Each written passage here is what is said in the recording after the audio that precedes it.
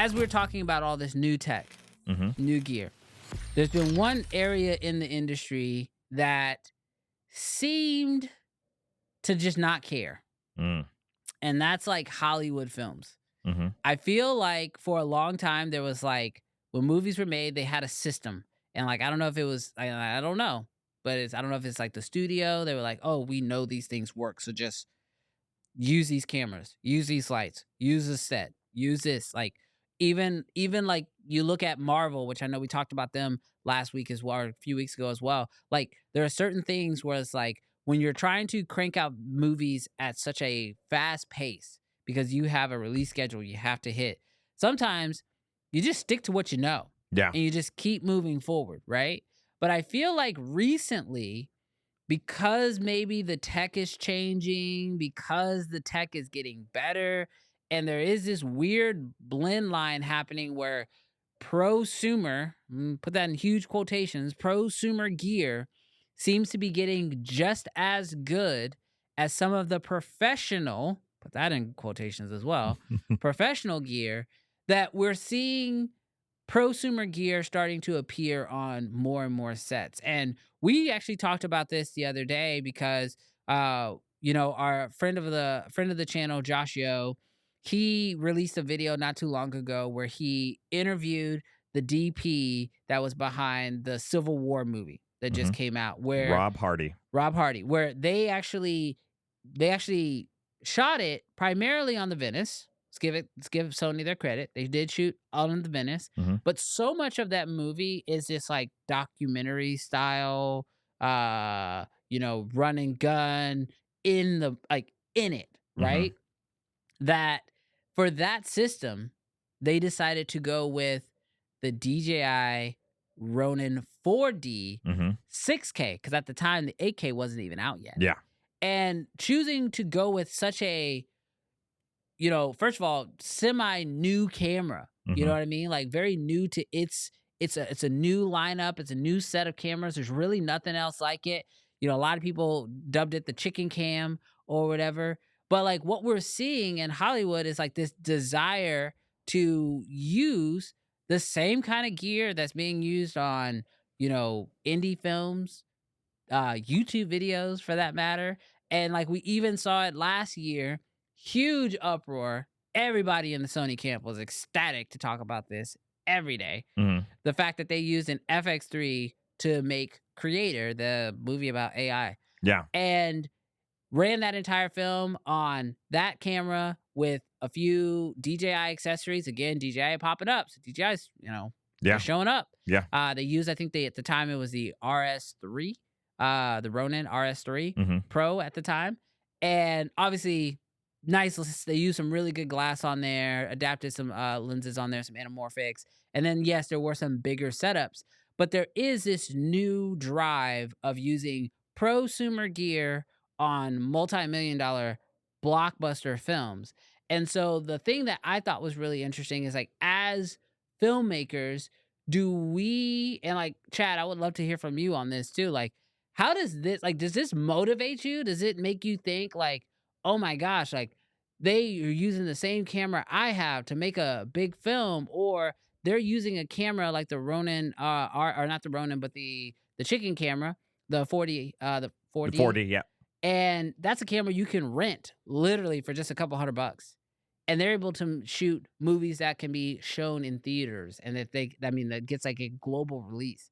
And so like this idea that like films are using, I hate to do it, but like prosumer gear at such a high level, is that a good thing for the industry?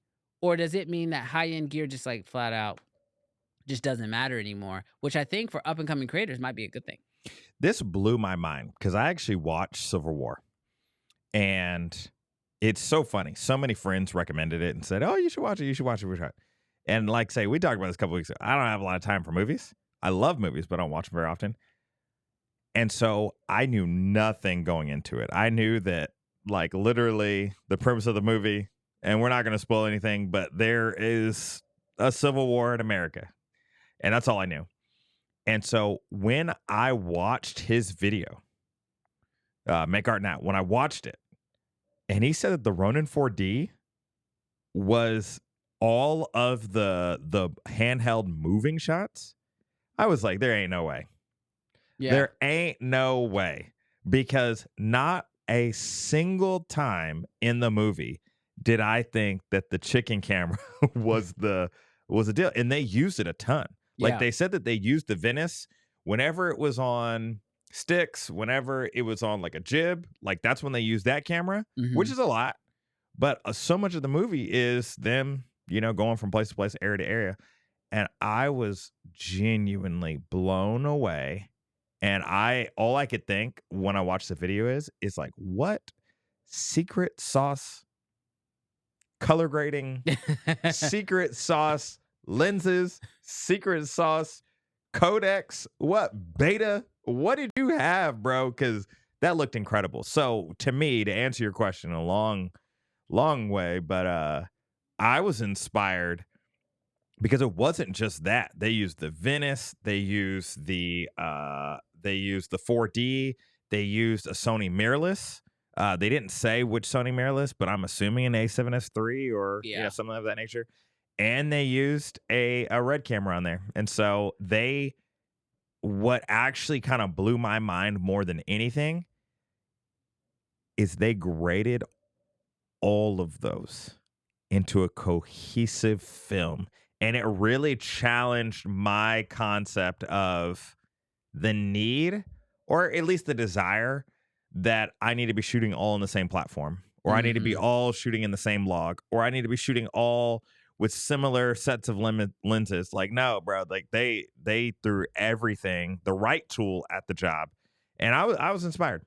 Yeah, I think that was it for me too, was that they were really focused on finding the right tool for the job. One way was actually, it was really interesting that they took the chicken camera, and when they wanted it to have more of a shaky cam feel, they just locked it off. And then they could just unlock it and keep using it as is, which Yeah.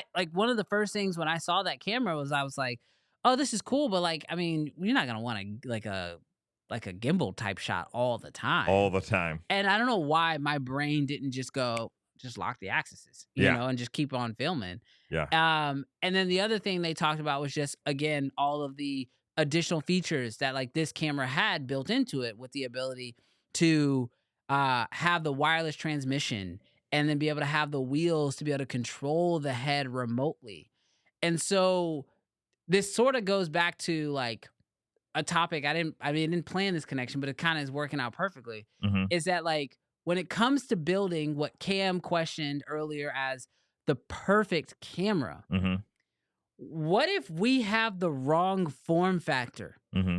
for building the perfect camera? Mm. Because obviously DJI just went like completely right field with the 4D, And no one's followed them. and no one, No one's like, no one, let's make something like that. yeah, no one followed them. But what if, because we're trying to stick to this like ideal silhouette of what a Mhm. camera is, what if the perfect camera doesn't even look like a camera of today's like Mhm. design? Mm. So that's Yeah. something that I thought was really interesting. We did get a super chat in, so I want to shout that out really quick. Shout out to Starlight Photos. He says, the first film shot on the R5C will win an Oscar. Mark my words. Are you shooting it right now? The question is it gonna win for cinematography, or like is it just best film? Because like that's the thing. Like in the chat right now, shout out to Marcus. Mm-hmm. He has actually had he DP'd a documentary, and it was on the list to be nominated Mm-hmm. for an Oscar. Mm-hmm. So I mean, amazing work, amazing documentary. At least from the, I mean, I don't know. It's about dogs. It was a little too close to home for me, but Literally. literally, Literally. but I looked at it specifically for a cinematography and just to kind of just check out some of his work. And I mean, shot very well. Yeah. Told the story. Shots told the story. I thought that was really great. But like, who knows what camera was shot on? Anybody want to take a guess in the chat? If you don't know, I know, but yeah, like take a quick guess. Give you a few seconds. Shout out Kodak. yeah, shout out Kodak. No, shout on a Black Magic. So like it's one of those things where it's like, although yes, I believe that like, yeah, we could see an Oscar nominated film shot on, or an Oscar winning film We shot on need an our own R5C. creator film. We need our own creator Yeah, like I just R5 Canon. We need it. I think we're going to see that like gear. Gosh, I hate to say this because I was always the guy who was against this statement because I hate it when I hear people say gear doesn't matter. I hated that. But now I feel like there's so much amazing gear out Yeah. there and it's all gotten so good Yeah. that I don't think that it's that gear doesn't matter. Mm. I think there's so many options out there Mm-hmm. that your ability as a DP Mm-hmm. to find the right gear Mm. for your project is the ultimate skill set, which requires tons of knowledge, Yeah. right? You got to know what exists. You got to stay on top of the news. You got to know what's available. You got to test stuff so you can actually speak to the quality of it. Is it good? Is it usable? But I feel like more and more today, when it comes to bigger and bigger projects, especially in Hollywood, Mm-hmm. we're seeing these DPs gravitating to gear that we otherwise wouldn't think. I mean, take Yeah. Dune, for example. Like they shot that using the Helios Mm-hmm. 58 millimeter lens that was like rehoused by Iron Glass. Yeah. And like that lens before Dune was very easy to get your hands Yeah. on. $100, $100 $50 on eBay, Mm-hmm. rehoused. Yeah, it was like, upwards to almost $1,000, but that's like Yeah. with a full rehousing. But like you have these multi-million-dollar films going and just finding these like cream of the crops that are perfect for their project, and they're not really even caring like what the budget of the gear is. You've been quoted. I've been Gear quoted? doesn't matter. Who said Brandon that? Washington. I did not. I don't like that. So, yeah, I don't like that. I imagine this audience here on Uncensored is the type of people on the cutting edge, the people that are looking for the best quality, all sort of different things. A little piece of what you said, and I think that's so important, is we can do this chasing of camera to camera to camera to camera, upgrade, upgrade, upgrade. But if you don't stop and squeeze every drop of sweat out of the camera that you have, upgrading isn't going to make your stories any better. Mhm. So that's the piece that, and I feel like the audience here, because y'all care so deeply about your work, that you're probably doing that. But that's just the encouragement. Make sure that you are squeezing the most dynamic range out of your camera. Make sure you're getting the most out of your lighting. Make sure you're getting the most out of not just the specs, but you're also getting the most out of your story and the performances that make a great story.